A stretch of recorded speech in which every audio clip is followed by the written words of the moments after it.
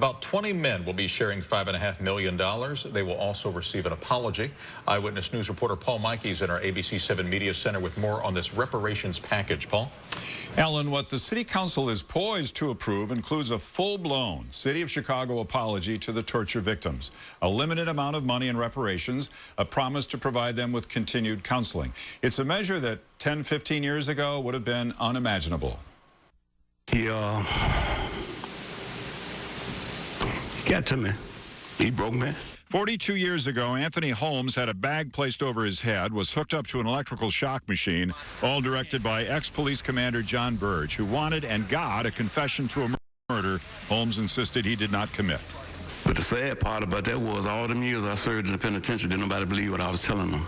They do now, for the City Council is prepared to approve a reparations package for victims of torture under Burge. Here are some ingredients. The city will set aside $5.5 million for monetary settlements with those men who can demonstrate a credible claim that they were tortured by Burge and his men.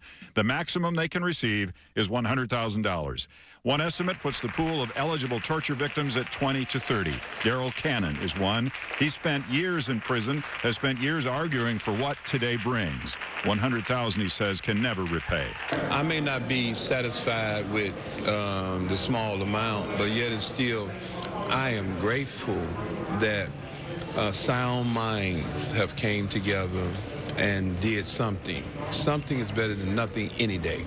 This is the first city across the United States that has ever provided reparations for law enforcement torture or abuse. The attorneys who pursued this case for decades, thousands of hours invested, are not accepting any fees. He was a broken man, but he still was defiant. It is my belief that if I forthrightly answer your questions today, that I might place myself in legal jeopardy.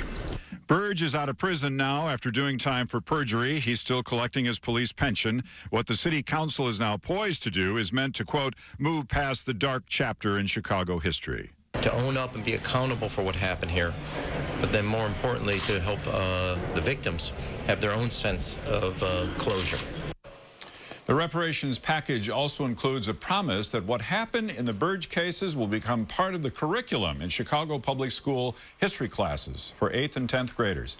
And part of that lesson is financial. The city says the cost of the Burge settlements and legal fees over the years has topped $80 million.